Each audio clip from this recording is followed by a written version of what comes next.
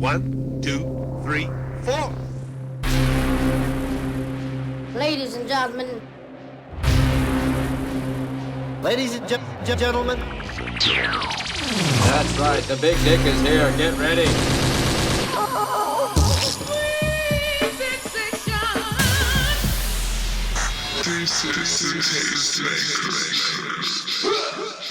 May we start? Hello all, welcome to another Tasty Tuesdays talk with Zbrah and Geebs. We have another wonderful show for you today. I am Zbrah, and I am joined alongside with me, as always, Miss Geebs. What is going on, guys? You know what's up. How we doing today, Geebs? It's a beautiful day. The weather's nice. It's a good life. It's a good life, good lighting, good life. Good life, good lighting, good everything. And we're just gonna get right into it as usual. And I'm excited to introduce who we have. We brought her back on. She was in one of our previous shows. And we just wanted to get more deeper into the Akashic Records. And her name is Jennifer Soto. Hi there, how are you? Good, how you doing? I'm good, I'm great, I'm happy to be here. Welcome back to the show. Thank you. And yeah, how's everything? How's everything since we last met? I guess we met before, after that, but we'll discuss that later. But how's everything? Everything has been great. You know, when you are in the flow state, things happen rapidly and change comes. And when you go with it, you open up horizons that you didn't realize were coming towards you. And that's what's been happening the last couple of weeks for me. Sweet. Yeah. So, I mean, for anyone that's tuning in, Jennifer was in our show a couple weeks back with Don George, as well as I forgot.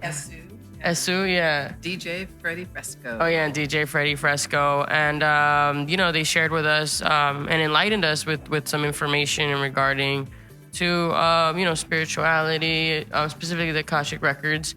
And so that's what we're going to be focusing on today, going into more in depth as to, what it is, because it definitely left me with some curiosity.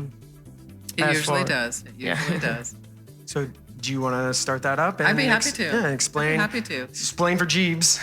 Yes, what is the Akashic Records? The Akashic Records. Well, as they said, my name is Jennifer Soto, and my galactic name is Dear Hugh, and I am manifesting on Earth as a galactic warrior, here to expand love, compassion, forgiveness, and gratitude on this planet, so those suffering can find joy in the midst of chaos and live soul's end for life. And that all goes in with discovering ourselves through the Akashic Records and finding out the nuances of life that some people stumble over for years. I stumbled on my nuances for 50 years.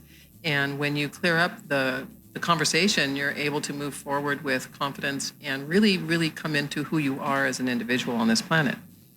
That leads us into a conversation about energy and how it works and what are the Akashic Records. And the primer 101 is that the word Akash or Akasha in Sanskrit really refers to the ether of the universe, which many people don't know what that is. But when we're talking about the spirit realm, it is the place where energy is stored. We have an energetic signature, each individual.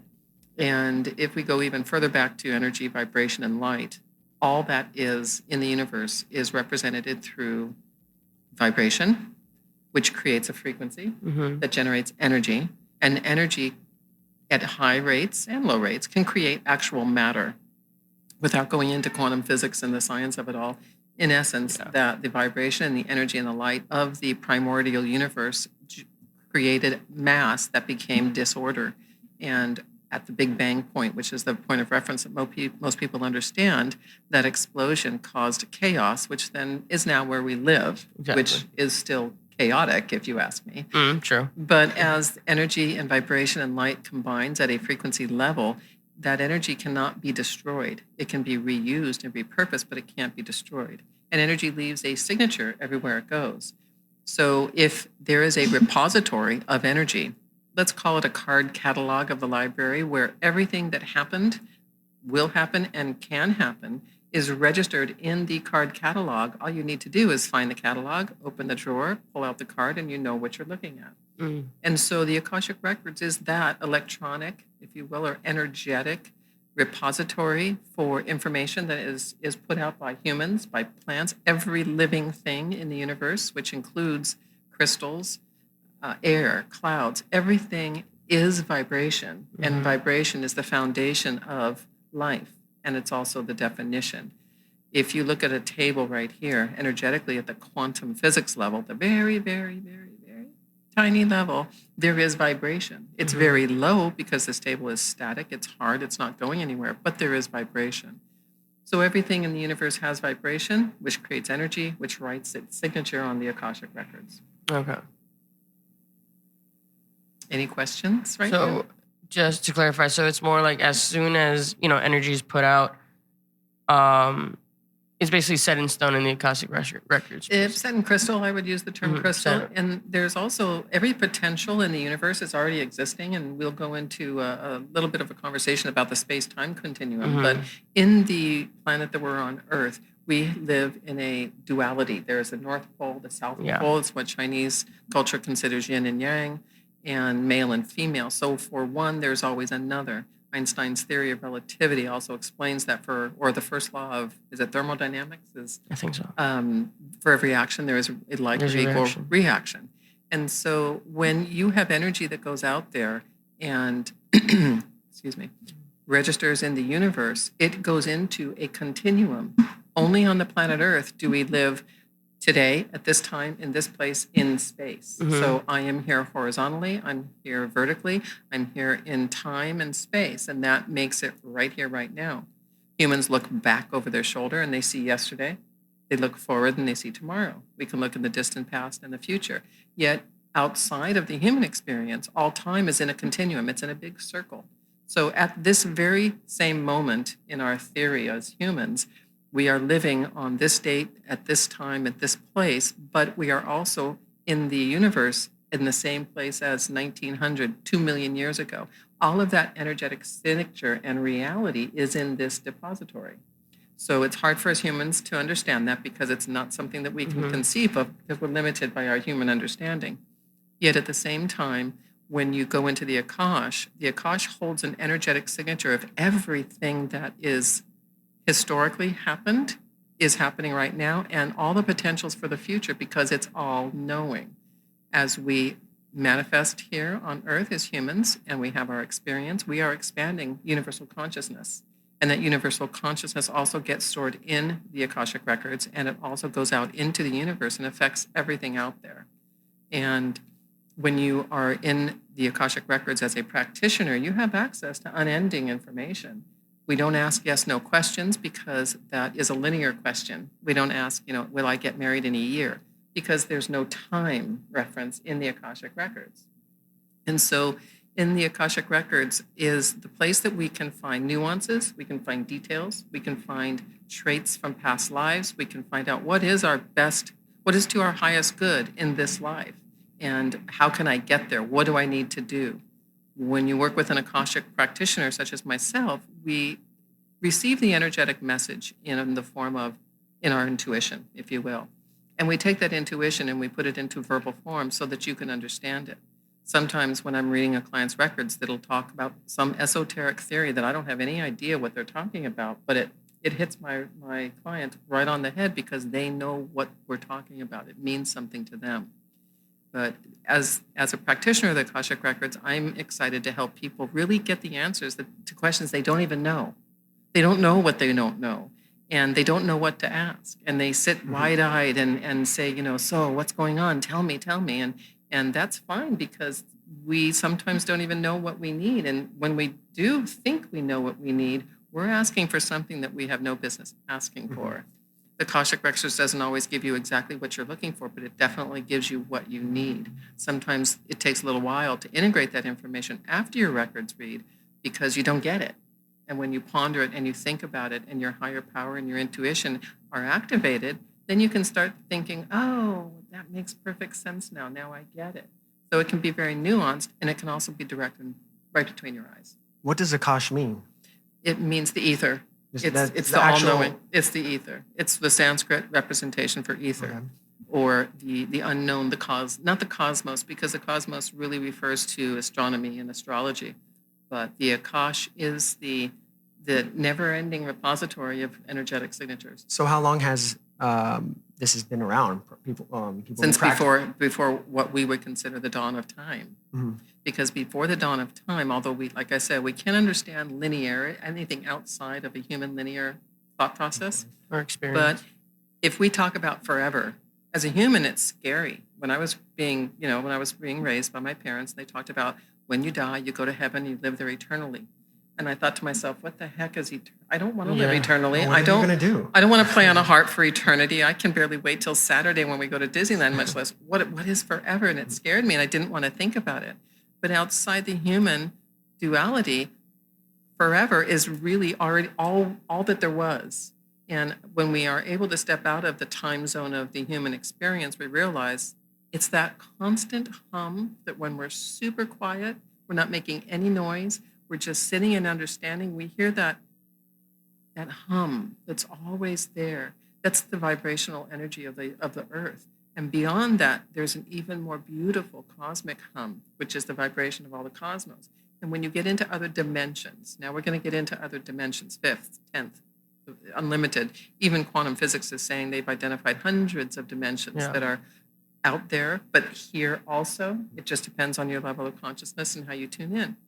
And so when we get out of this vibratory pattern and we get into the Akash, all things that ever were is the same as saying they always were. There was never a beginning and there's never an end, because in a circle, there is no beginning and there's no end. It's something that just is always there. Mm-hmm. And that's how the Akash is. When you're talking about that hum, have you ever heard of someone being put into a soundproof room, and the longer they sound deprivation chamber. Yeah. I've done those. The longer they're in, the louder the noise. I did a sound deprivation chamber with Emily Harrison of the Akashic Academy, and she guided me in there. And where's she from? She's the director of the Akashic Academy, and it was through Emily I found her. Where's it based? She's in Reno. Okay. Reno, Nevada. And when I stumbled upon nothing is by chance, there's no coincidence, but as I started walking down the path of my enlightenment, people come into my field, and I met a gentleman in Oceanside with a good friend of mine, Alice, and we were just lumping around and met this gentleman who ended up explaining to us what is, not vibration, but that there is something out there. We're seeking, and everybody's path is their own, and there's no book, there's no one plan, there's nowhere you can go that's going to tell you how to walk your life, because it's the walk that teaches us.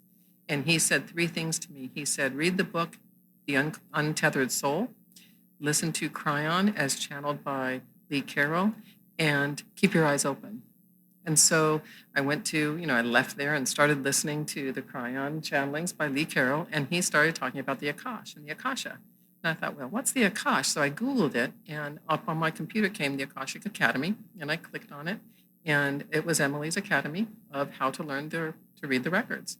And it took me about 6 months to get to a point where I could really settle down and understand and direct my attention to do that. But I entered her class, her classroom, and everything came alive. Not instantaneously, it is a process. But by learning to read the Akashic Records, I found the answers that I needed. And Emily was the first one that read my Akashic Records. And it was amazing and life-changing and informative and painful.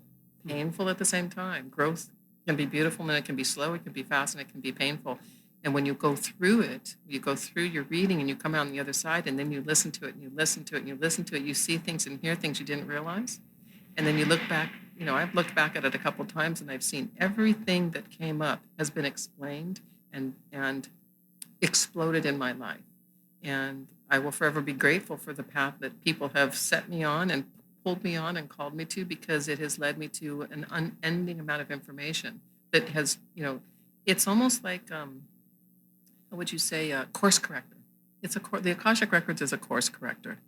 And you may think that you're doing a really great job, and you get on a reading and you realize, oh, wow, a little turn to the right, 3 degrees to the right, and your trajectory is in a completely different direction.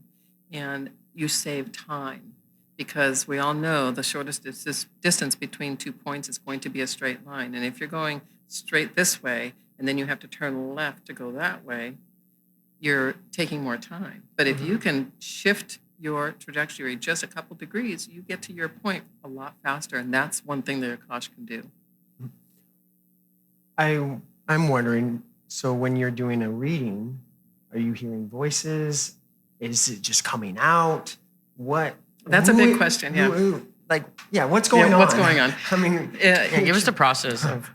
Well, the process of going into the Akash is unique and for each individual. And there are ways that you learn to go into the Akash, and nothing is actually set in cement.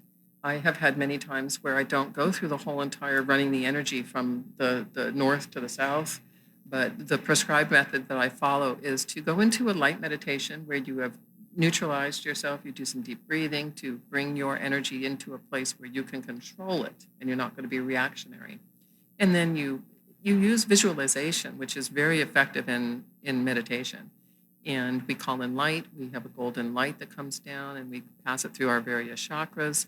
We connect energetically and intentionally with all the way down to the womb of Gaia in the center of the planet. We run that energy back up into the Akash and we connect energetically. And this is done through intention and visualization. And that hum I was talking about earlier, that is a universal global hum, is what they call the primordial Om. It is the sound that is the only sound that there was prior to anything. And again, I'm speaking in a human linear terms. But this Om is the primordial sound that we can intone when we want to communicate without saying anything. And it's like a silent prayer, but if you can tone your Om in your head, because consciousness is matter and consciousness goes out into the world and affects change and can create matter. You can say it lightly, you can whisper it, or you can go into a full, deep-throated Om and hold that as long as you want. And so after you sound your Oms, then you open your Akashic Records. And for me, the process is a light, jovial smile when I say and the records are open, because I know that all information is now at our fingertips. And what I feel is a shift in my energy that there's a feeling of knowing. And there's an anticipation and an expectation and an intention that I will receive messages. And those messages come in forms of a voice in my head, I would have to say. That's about the only way I can describe it. But not an actual voice. No, I don't hear somebody talking. But it's my own. What are your thoughts? Yeah, it's your thoughts. What are your thoughts? Yeah. And more of a thought then. More of a thought. More thought. When we begin and I speak to various people who are in different levels of learning the Akash, and they say, don't second guess the voice in your head. Mm-hmm. If you have opened the Akash and you've set your intention, that voice is your voice verbalizing what your energy is receiving. Is it like listening? Take your gut feeling. Yeah, I would say it's a very big gut feeling because you know it to be true. And the more you practice and the more you go into the Akash, the bigger is my smile because I know here they come. Mm-hmm. And when I say they, I'm talking about spirits, guides, masters, the energy of those who have walked before us, our ancestors. We have an entourage of spirits and guides waiting all around us. Every person has an entourage. Everywhere you go, the energy of your entourage is with you. They're not going to save you without being asked to be saved. And they love us unconditionally, and they're here to help us and guide us. And they can communicate through life, through lessons, and through the Akashic Records. And at that moment, when you're about to fall down, physically, emotionally, spiritually, mentally, and you say, "Oh God, help me," that's when they can step in.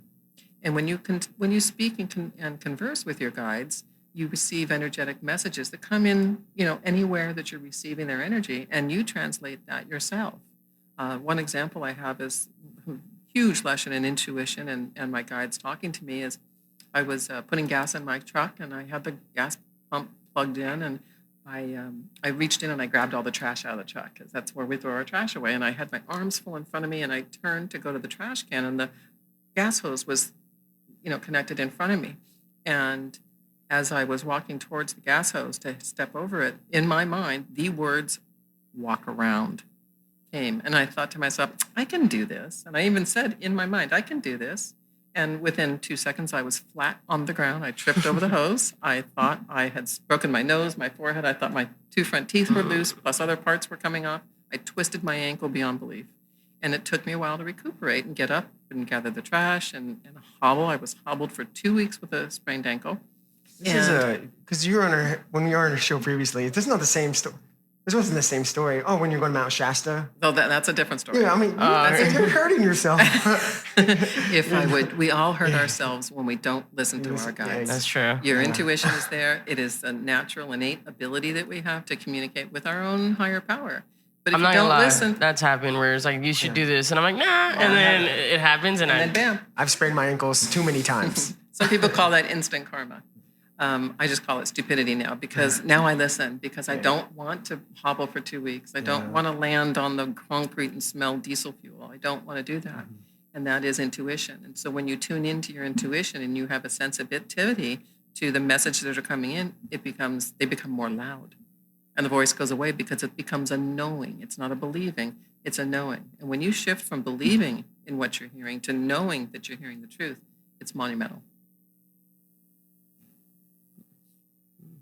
Did you? no. I mean, going back to, what you get, like the answers you get. What have you seen? Like, what are some of the answers that people are looking into versus what they actually get? Because there's always going to be that contrast between what you want and what you need. Absolutely. And the Akashic Records, to me, seeming like it's like, people come in with like, this is what I want in my life, but then the Akashic Records are like, no, but this is what you're gonna need regardless. Right. That's a pretty forward theory that people really are asking the right questions because what really happens in the world is that people have no clue. They are walking through life with trauma that occurred, a lot of it in their childhood, and we don't even know what occurred. And they're going through life and they're hitting walls and they're trying to live their best life, but they have setbacks. Life brings us setbacks. Of course. Some of them repeat. There are cycles where we do great for a month or 2 years, and then we have a setback and we go back and we repeat these patterns over and over again. And people ask, why can't I XYZ? How come I always LMNOP? They don't know how to fill that in, and they don't think there's any answers. And that is as far from the truth as possible. So when you go into the Akashic Records, you can identify the energetic patterns from past life trauma, childhood trauma, drama, ancestral karma. And the way I describe ancestral karma, or what it really is an energetic pattern from our ancestors. And in a Western Christian society, the Bible does talk about the sins of the father, following the sins, becoming the sins of the sons to 7 generations. And that's a beautiful description of what ancestral karma is. So if my grandmother had a problem with an abusive husband, for instance, or an abusive father, let's say, and then she comes out of that childhood and marries an abusive man because that's what she knows to be acceptable, or that's the environment that she's always been in. And then her daughter, lo and behold, swears she's never going to be like her father, and then she goes and marries an abusive man again. And this is a cycle that will continue on and through generations until somebody stands up and says no more. And that is a physical, mental, spiritual, and emotional choice that people have to make, and that's where the struggle begins. They don't know why they're attracting this type of person. They don't know what's happening. You go into the Akashic Records and you identify an ancestral karmic pattern that is repeating in your life. And you're able to, once people realize, oh my gosh, that's what it is, even things in your childhood. I had my own personal experiences. I had an energetic pattern of inadequacy. No matter how hard I tried, I would never be enough. And when I did the work and I went into the meditation to find out what's going on, I was taken to a time when I was 6 years old. I was first grade, and there was a coloring contest sponsored by the local fire department. And everybody had this picture to color, and then they were all going to judge, and whoever won, they were going to announce it at this event at the Veterans Stadium in Long Beach. And my dad took me. I was so excited, and my dad said, you did such a wonderful job. It's a beautiful drawing, as a dad's going to say. And so I sat there. I was so excited. I wanted to win. I had done my best. And then, unbeknownst to me, they had said something on stage, but my dad said, oh, you didn't win. And I thought, how does he know? And I realized a little later that they had announced our winner's on stage now. And there I was sitting in the audience. And so when I turned and looked at the stage and they said, here's our winner, XYZ, I was so stunned and shocked because I had done my best and I didn't even get honorable mention. And I was really hurt.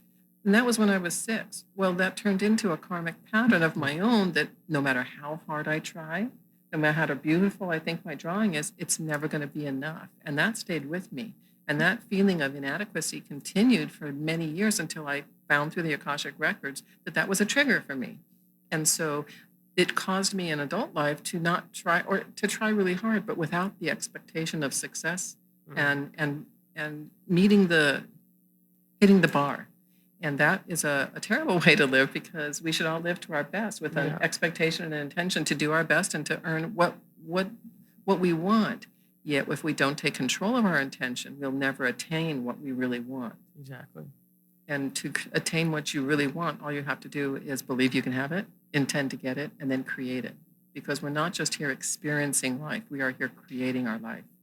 Working in the Akashic Records, when you do your work in the Akashic Records and you set your belief, follow with your intention, which is powering your actions in the Akashic Record, that becomes your permanent record. And that goes out into the universe of success. And so when I say I am doing the work to heal my family and we will be reunited in love, compassion, forgiveness, and gratitude, that is a statement of actual reality that will be realized when the time is ready for all of us. That is in the Akash, and it will always be in the Akash. And now we just have to wait for us to walk in there and get it. Have you worked with any non-believers? Yes, I have a lot. How are they? What is their reaction? Or someone that doesn't believe in any type of higher power or spirituality or anything? When I'm working with a client and I'm going to take them into Akash, I have a pretty good understanding of what their creation story is, what their level of belief is, what do they hold as valuable, and the conversation can shift. So being raised in a Christian environment, I have all the lingo. I have the scriptures, chapter and verse in my memory, and I use those to help them understand where I'm coming from, because it's the same theory, it's just different words. So when I talk about God and spirit, I'm talking about universal consciousness and energy and vibration. I can change my terminology to meet the person right where they're at, so they have an understanding that what is happening is real. If somebody does not believe in the Akash, 9 times out of 10, if not 99 times out of 100, they're not going to have a reading. What would be the purpose of having a reading? That's what I was wondering. I mean, if someone was curious. Skeptical.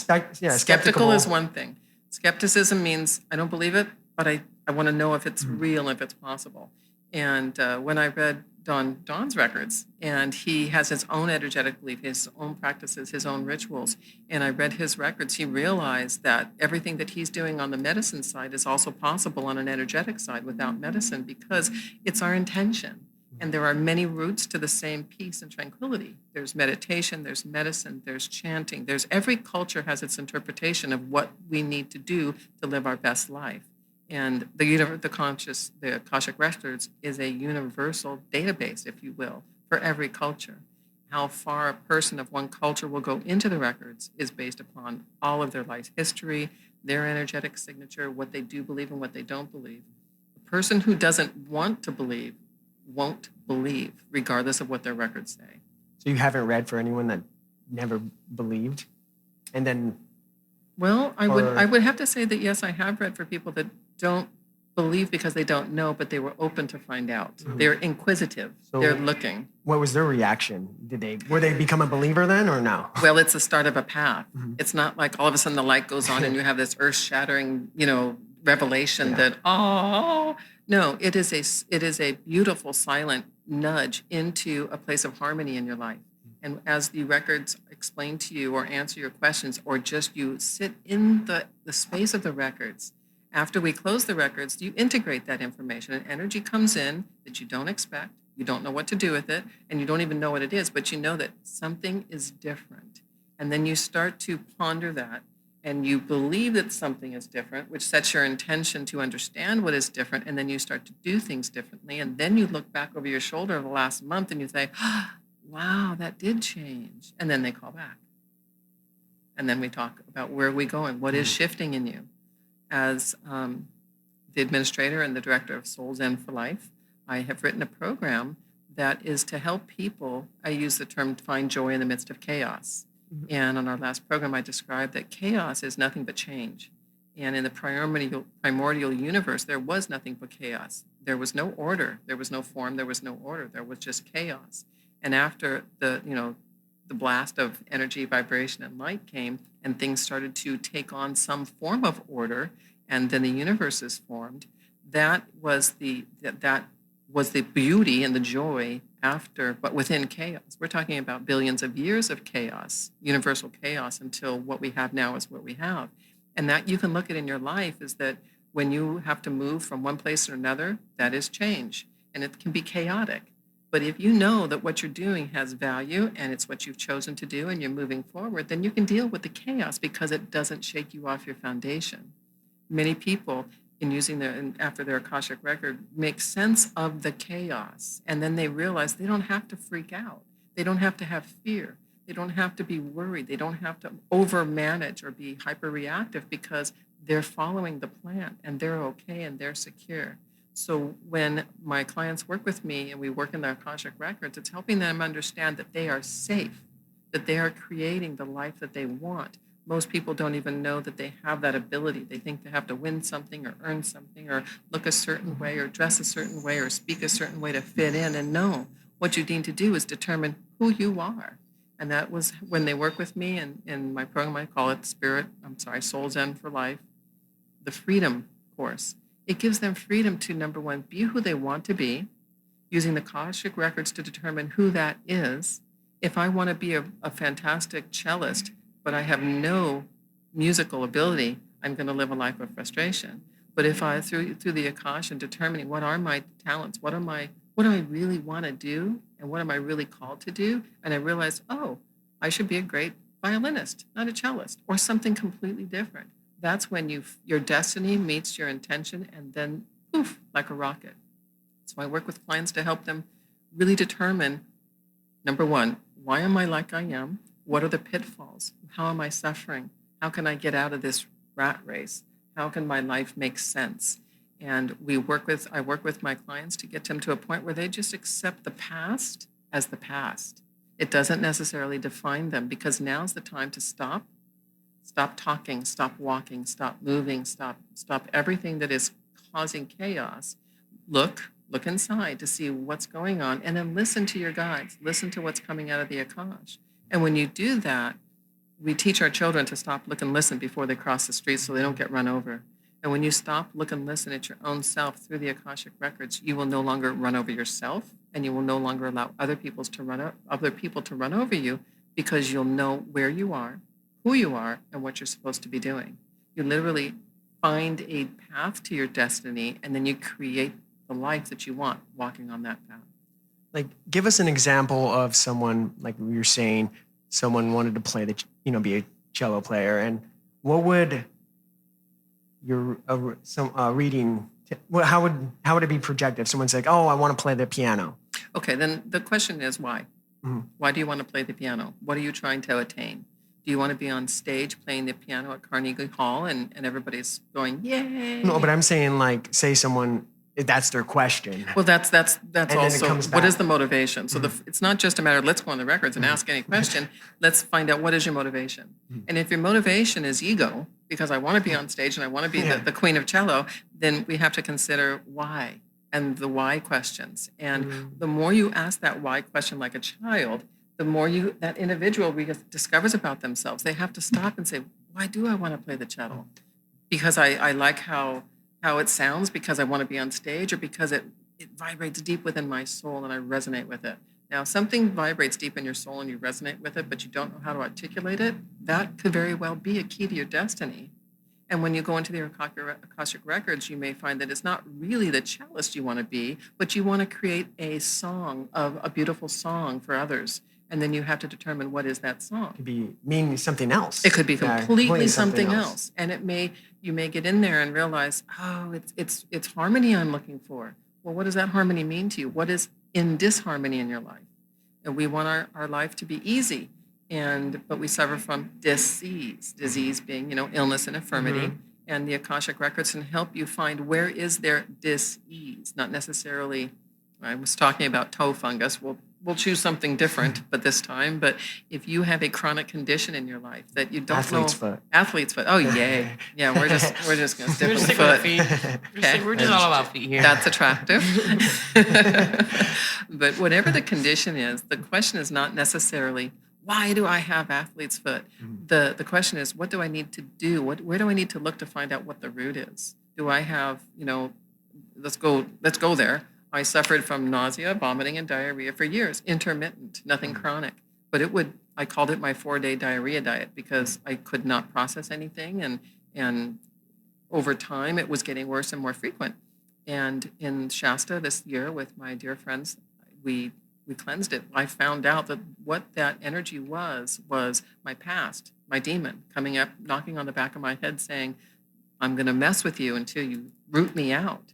And it was a physical manifestation of a really ugly energy that I had been carrying since I was 9 years old, 50 years. Okay, there went my secret age. And when I went in there and faced it, it was terrifying and it was ugly and it was painful. Yet at the same time, it got rid of I faced the energetic pattern of fear and I neutralized it with love. And then I had compassion for myself to know that I didn't know any better. I didn't know this situation happened. I did not know what had happened that caused me to suffer from shame for 50 years, and it clouded every aspect of my life. And when I met that demon and I vanquished it through the loving embrace of my friends and by using the Akashic Records to find my truth and accepting it and settling into such a blissful joy, I neutralized that negative energy, and I have not had a single bout of that physical manifestation since I cleared the negative energy. And that's one of the most profound things it is the most profound thing that has ever happened to me in my life. And when you clear those demons, when you neutralize that negative energy with love, and you do it through the Akashic Records, you are not only affecting yourself, you are clearing the path for your children. This is ancestral. I cleared the energetic signature of my ancestral karma, and it now is free to be my grandchildren. My children are free to clear their own. And part of the work is actually already done for them. They don't have to recreate the wheel. They just need to understand that there is a wheel and that they can hop on that wheel and clear it out and not have to suffer the consequences in their own life. How are your kids? Well,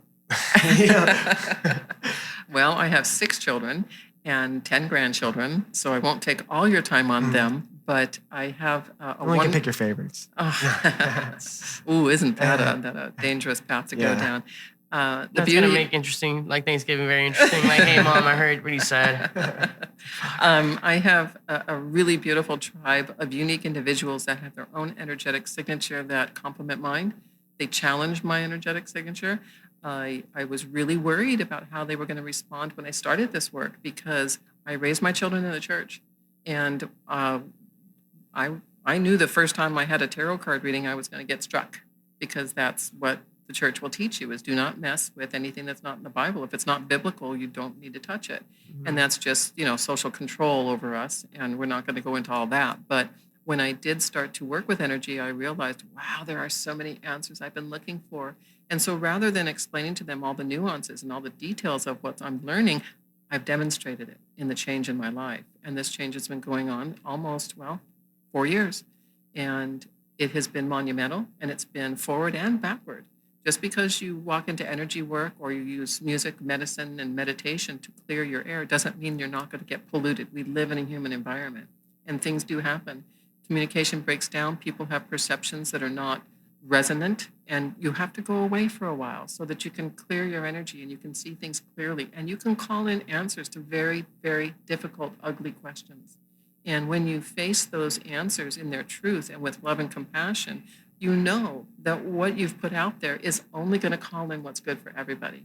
And that's what I'm doing for all 6 of them, because all 6 of my kids live busy lives with children of their own, careers, focuses, drives, and I'm blessed to know that when the phone rings, I'm not thinking, oh gosh, what happened?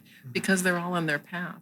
And when they fall and they break their legs, or when they skin their knees, or they get a bonk on the head, energetically, I send them love, because that's really all they need is love and compassion, not judgment. They don't need me to come and tell them what to do because I did my job. We do sometimes create negative energetic patterns in our children, which we have to really help them clear if the door is open for that. And when the door is open for that, I'm walking right in and helping them find their own path, because even though they're my children, they are manifesting souls on this earth here to expand universal consciousness. And they do that in their own unique way from their own unique space. And if I were to read my Akashic Records right now, right today, where we are here, in the human experience, I am in Hollywood, on Hollywood Boulevard, sitting here with you at whatever the time is. And if I were to read my records tomorrow at the same time, I'd be in a different space, in space-time continuum, and the answers are going to be different.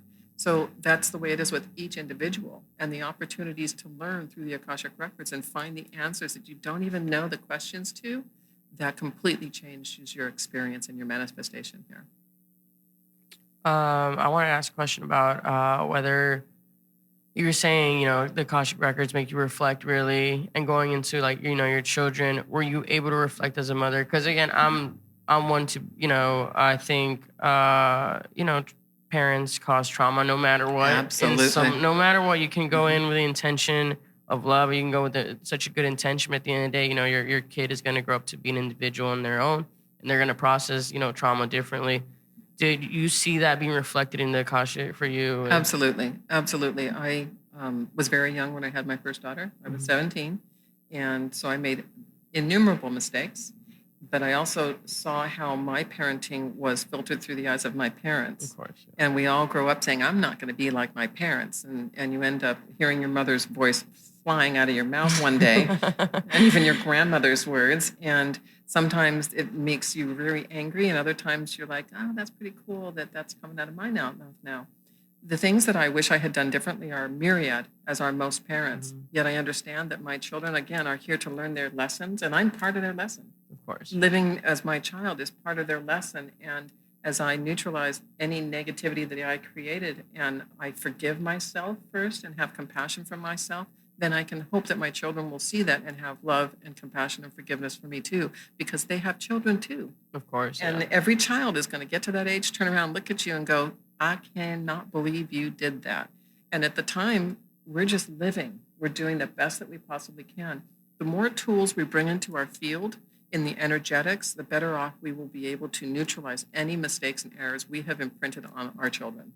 And if we are doing our best, and even those parents who are not doing their best, and they're not in tune, and they're not aligned, they're doing grave damage to their children, those children are here for lessons. And this is a part of the gratitude of everything is can you have gratitude for somebody who has killed a child? How do we have gratitude for that person? Well, the gratitude comes in, number one, acknowledging that they're here manifesting so that they can expand universal understanding and consciousness. And we can very easily say, I am so grateful that I didn't have to come in as Charles Manson. I think I used that in our used meeting. it last time, yeah. As long as I have to be grateful that I'm not the one teaching those hard lessons to people. At the same time, I have to look and say, what lessons am I learning through these negative experiences? So when I walk, I use this term, when I walk through the valley of the shadow of death, it's an unpleasant experience, but I learned so much by holding on to that and understanding that this is a phase. This is a short walk down an ugly path, but I will get through it. And identifying those ugly paths that maybe I have created in my children's life, I can neutralize that energy at my end and be available for them when they are enlightened also and coming into an understanding of everybody makes mistakes. And even people who do things that are awful with intention are still informing the universe in an energetic pattern of what is good and what is not. And as time goes on, although we're in a pretty divisive environment right now in the world, is on a global scale and on a domestic scale, we are so learning so much, and we are creating new energetic pathways so we can be better. And it is happening, and it is it's changing the world, because that's why we're here. We're here to express ourselves as manifestations of God. We are God. We are made in the image of God. The image of God is love. And if we are living our life in the manifestation as a being, a godly being, then we are responsible for everything we put out in there, everything we say, everything we think, and everything we do. Because our words basically name it, claim it. If I want to be a millionaire, I have to look at my energetic pattern. Why? What is it that I'm missing that makes me want that? If I want to be a millionaire so I can take that $1 million and spread the message, bring it on. So your intentions are powered by your beliefs, which are empowered by your actions. And that's all the theoretical realm of energy. And And when you run that pattern through the Akash will say, okay, down girl, let's pull your ego back and let's see what is your true motivation. And then when you really learn what your true motivation is and the causes, the traumatic causes in your life that have pushed you into a realm that is not tranquil and neutral, you have the opportunity to course correct. And the sooner you correct your course, the faster you can get running forward to expand the beauty of love.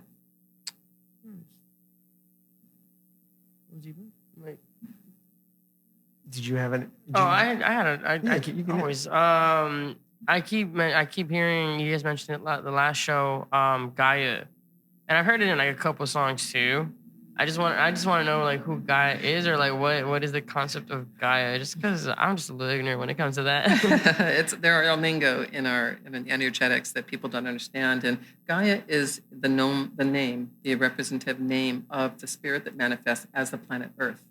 So when I talked about my galactic name is Dear Hugh, it is a name that is I found through utilizing the alphabetic numerology of the Tibetan system. And there's a pattern that you follow to spell your name, and you get the letters that come out and spell what I call a galactic name. It is the name representation of my eternal soul that is manifesting here. So when I call myself Dear Hugh, or when our beautiful Sharon, who is here, that is Esu, this is the energetic name that we use for our eternal soul. So the eternal soul of the planet is known as Gaia. And that is a spirit who manifests here in agreement with the universal consciousness to hold us in contract, in soul contract, so that the human experience can take place with free will and with an enlightening that we're coming into now, where people are returning to the universal energy and expand universal consciousness and change. We are changing the entire universe because we are the first experiment in human form with consciousness that has free will, that we can do what we want to do, whether it's good or bad. And the closer you get to the light, the closer you come to your enlightenment, the less you want to do those things that are not advancing universal love and consciousness. But Gaia is the spiritual manifestation of the planet. And the planet has its own consciousness.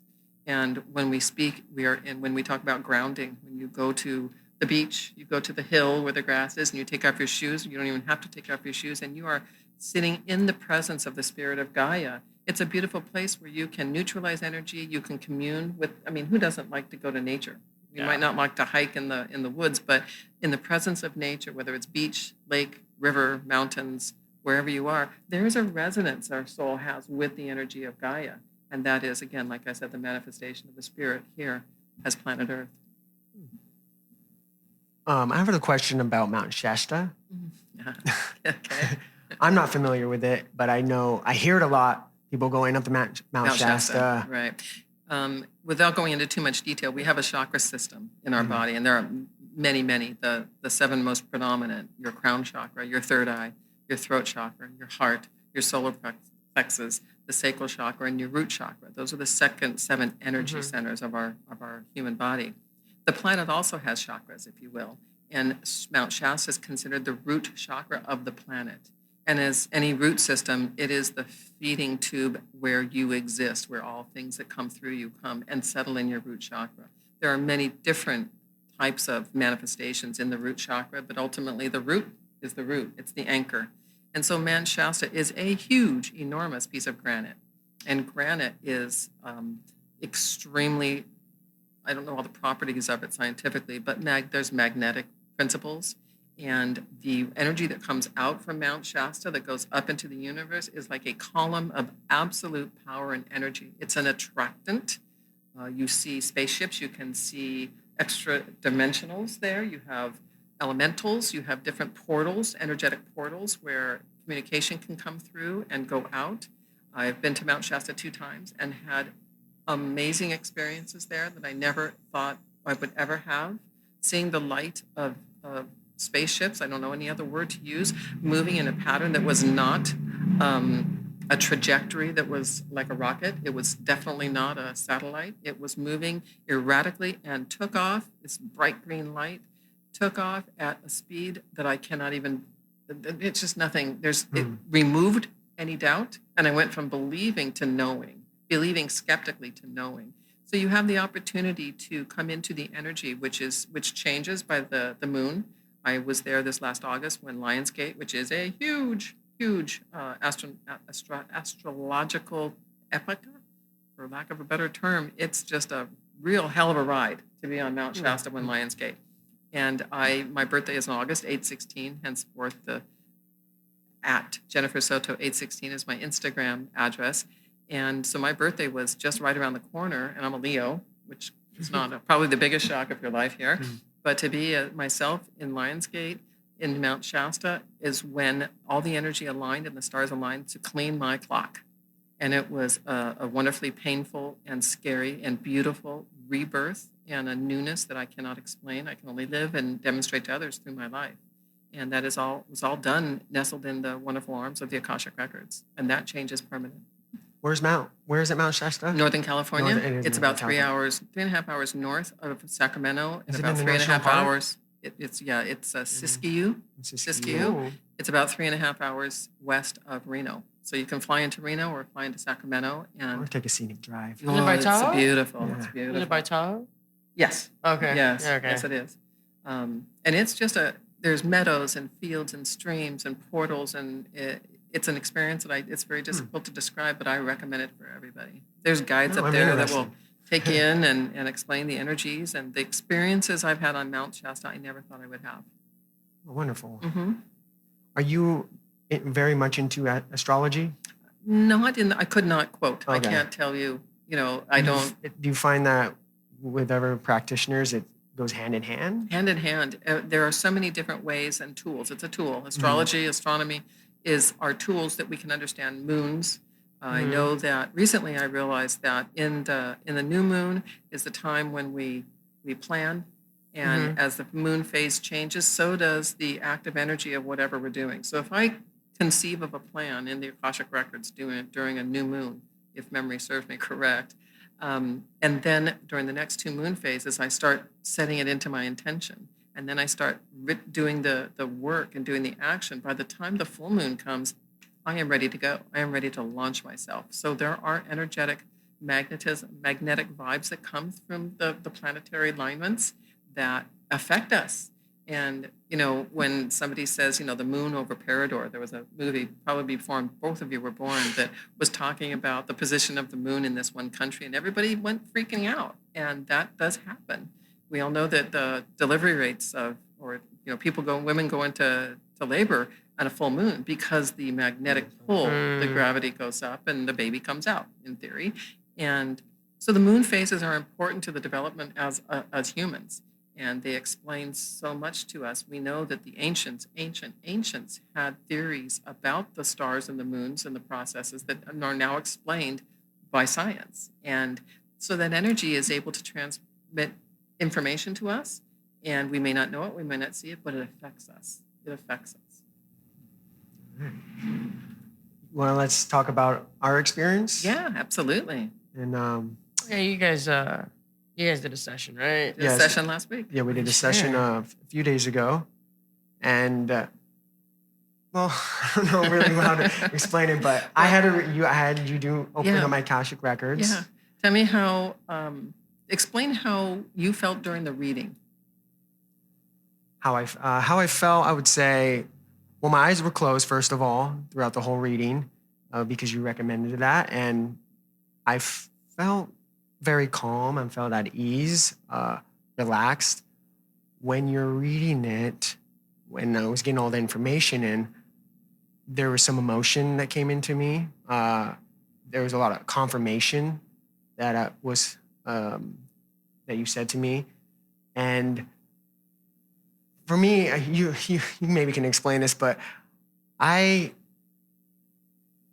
didn't change my. I wouldn't say it kind of changed my outlook. It did change my outlook, but it didn't change, a dramatic change.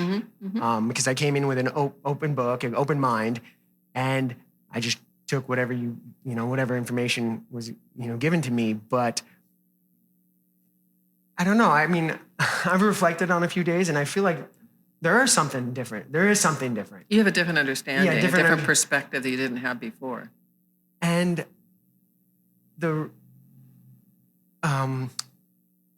I don't know.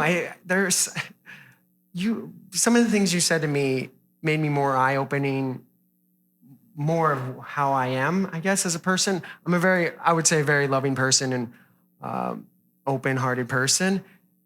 And I think it just opened my heart even more, honestly. I think the way I describe it when we were talking is that you came with an open mind and you didn't have any expectations. When we talked about, afterwards, when we talked about, can we share openly what you talked about? I asked you, what are your failures? And you were looking around thinking, well, what if not really anything? And identified that energy flows through you freely. You don't have these holes or these voids looking for reason and to rationalize your actions or the actions of others. So there's nowhere that you're holding trapped negative energy.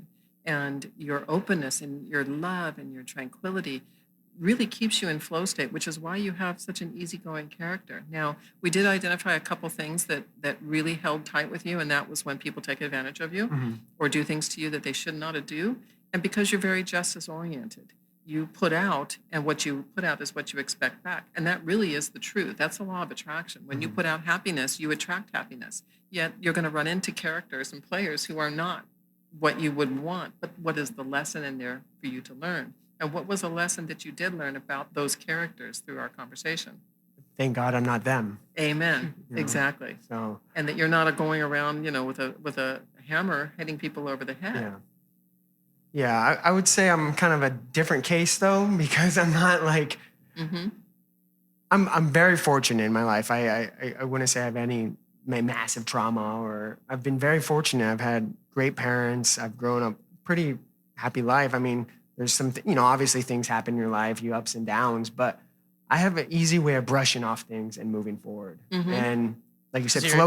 Yeah, it's because you're a Gemini. It's like you're saying, flow state, and I explained it as going with the flow, but then you said you are the flow. Yeah. And truth. Yeah. So if it's hard. I mean, my case is a little bit different, I think, from someone that's actually looking and seeking and trying seeking answers. Yeah. Because you asked me, and then what we explained here, you can ask the Akash anything, open book. I didn't really have any questions. I honestly, what you told me is what I needed to hear, and I was very content with that. Right. I do have one question that's something that came through that we didn't talk about, and I remember the message was, your father is your brother. And I don't mean that in a weird sense, but to me it was like, wow, what a blessing. Because your brother can be your best friend. And sometimes parents don't fit into that role because they're parents, and our children don't need best friends, they need parents. But it came through that your father was your brother. Did that, in retrospect, land on you in some way or explain something or mean anything to you? No, I would have to, I listened to it a couple times, and I don't know, was it exactly that way? That's what I'm remembering, is your father is your brother. You said father, brother, father. It's almost like an interchangeable relationship, and maybe that's a reflection. Maybe you reflect to the world who your father is in some way. Is your father also flow state, tranquil, mover, shaker? Or? Not exactly. Sounds like another Akashic reading is coming. Like I said, they're more on the religious side, Catholicism, and so he, So you can be different from your father and still have a brotherly relationship with him, because sometimes parents want their children to follow in their footsteps, and that's it. You step out of that line, you step out of the culture that I've set for you, and it's bad. And then there's the others that say, go live your life and report back and let me know how you do. As where our brothers can be like, right on, man, you do what you want, I'm going to do what I want. Yeah, I feel like that's how we've become as I've aged and we've both got older. We've developed more of, it's always father-son, but more of a brotherly love thing as well. I heard a saying once about when a son turned 30 years old and said, Dad, it's amazing how much you've learned since I was 21. Okay, who's really learning and changing? And I think in this instance that you're free to explore who you are and what you want to do without feeling the long arm of the law. I can't tell Dad. I can't tell Mom and Dad that.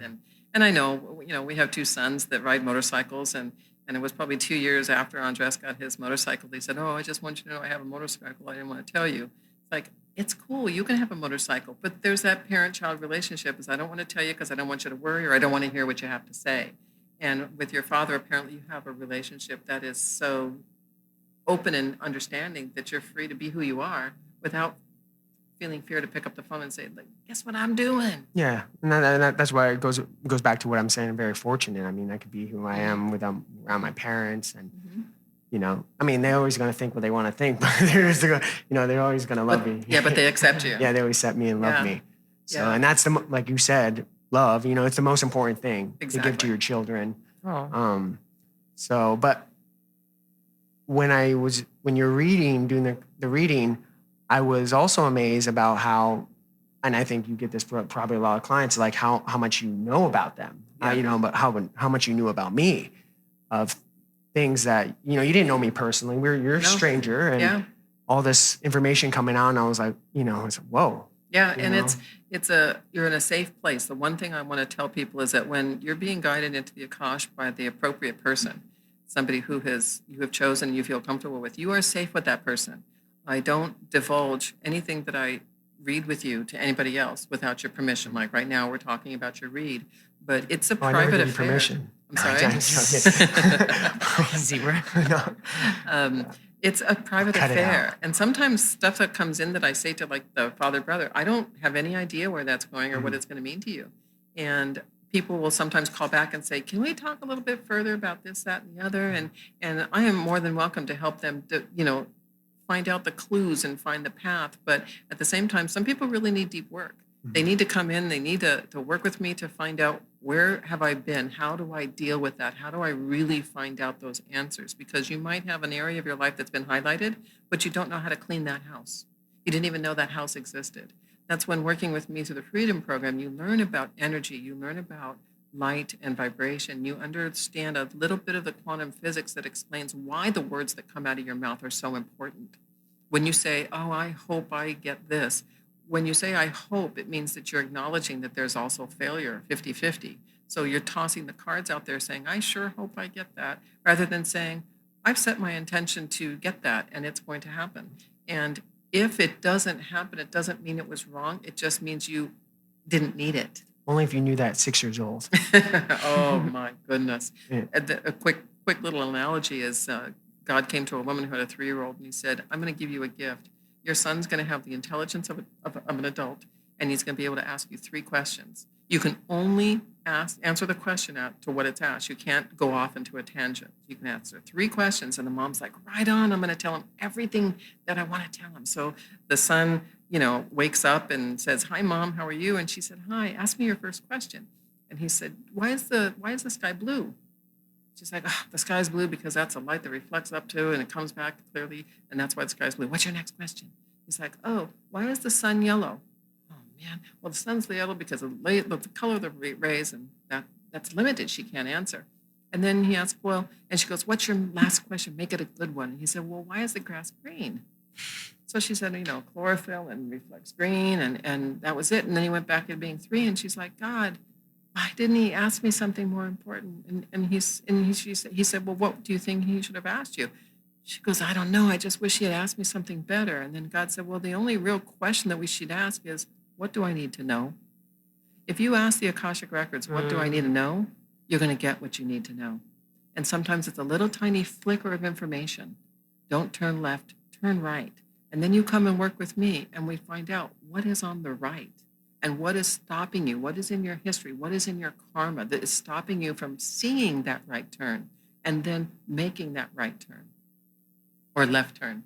It's those nuances that people may not understand right off, but been working with the Akashic Records practitioner, working with me on the program, how to find real joy in the midst of chaos and stop creating chaos you don't understand. See the forest through the trees. And that's a loud motorcycle going by. But that, the Akash has nuances like you got, and it also has earth-shattering information for people who need it. Well, that's what you were explaining to me before, and you may hear stuff that you don't want to hear. Mm-hmm. And when I had my first Akashic Records reading, and Emily was asking me, she said, wow, I see energy like sparks flying out of your fingertips. Do you play the piano? And I said, no, I don't. And she goes, wow, you really have these sparks coming out of your fingers. And she said, and I realized that, and I said, I used to play the violin. And after her reading, we were talking, reflecting, and she said, tell me more about the violin. And she said, do you still play? And I said, no. And she said, why not? And I immediately started crying, deep within. And she said, okay, what's going on? And I said, well, I played violin in elementary. I started when I was 9. 9 is an important age for me. I started playing at 9, played through junior high, played through high school. And then when I was 17, when I got pregnant, I dropped out of school and got married, I lost my music. I lost the violin. And I never went back to it because I was too busy. And many years later, I actually did play the violin at Fullerton College in the orchestra because I had to get a 1-credit class. And it was a rebirth of my music soul. The instructor, I was a good 40 some odd years old by then, and the instructor asked me, how you doing? And I said, my spirit is soaring, but my shoulders are killing me. And I realized that I lost music and I needed to get back into it. And after the Akashic Records reading, I went to the music store. I took my violin, got a violin tune-up. I bought a music book, and I might have sounded like a hinky-dinky, but I loved it. I found my music again. And that music is what I will always resonate with it. And it identified for me something that was missing that I hadn't even thought about. And then I had to go back and look at, why did I lose that and what happened? It's a door opener. So do you have any final questions? We're almost about time, out of time. So No, I mean, it's very interesting as far as like. what's your thoughts now on getting more into depth? I'm very open-minded when it comes to, especially, I'm a very spiritual person. I don't know what my definite belief of spirituality is yet, but that's always orchestrated outside elements, what I read. So I kind of just take everything as grain of rice. But it's interesting, and I can see the answers. I can see how people get their answers. I mean, just today, this encounter, I'm a big belief on like the universe talks to you, and every time, and like there's things that have happened today, even in this past interview, where I was like, okay, that's not a coincidence. Nothing is a coincidence. Yeah, like, I was like, wait, like your birthday, that one was a weird one for me. Like I was like, whoa, okay, that's weird. I'm familiar with that date. Like it's just a lot of things. So again, I'm more stunned as far as like the spirituality aspect that goes into it, because again, I feel like the Akashic Records is like this, to me, I'm starting to see it as like this sacred like way to talk back to the universe. It's a sacred way to hear from the universe. And it's a discourse. It's not a one-way conversation. Mm-hmm. When you're in the Akashic Records, the things that you realize, the things you see, the experiences you have, the memories, the energy that comes up is yours, and it belongs in the Akash, and you have complete access to it. What you do with that information becomes a human experience that can expand your spirituality beautifully. Mm-hmm.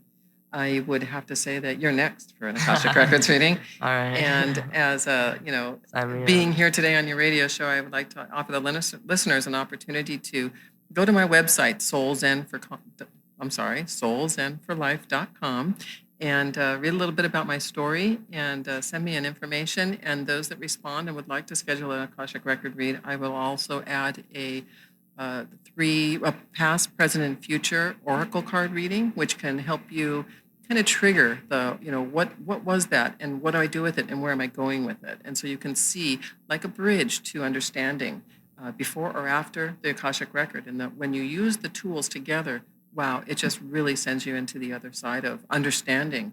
And then if you're interested in working with me on a short-term or a long-term basis, I am an Akashic life coach. I help people find what happened in the past, how it's affecting them today, and how could they change for the better in the future. And I'm more than welcome to a 15-minute clarity call or a triage call, because most of the people that do call me are in crisis. They just don't know it, and some do. And that's when I come in as a triage, an energetic spiritual paramedic, and help them stand up, stand straight, be strong, and learn so they can walk forward. And to clarify, like you were mentioning a phone call, you can work with anybody anywhere. Anybody anywhere. I do my readings on Zoom, which I have been doing since we all had to stay home. Mm-hmm. And with a personal read one-on-one, some people really like that because they can feel a deeper set of energy that I admit, and we do some practices like the holding your space and holding your energy and feeling your energy field. I've been doing that since you guys taught me. Yeah, it's incredible, isn't it? I'm just go like that. I'm like, wait. Yeah, And when you feel your energy field and you can hold it in your hands, that's a beautiful experience. People don't even know how that is. We can also do that on a Zoom. And energy walks through walls.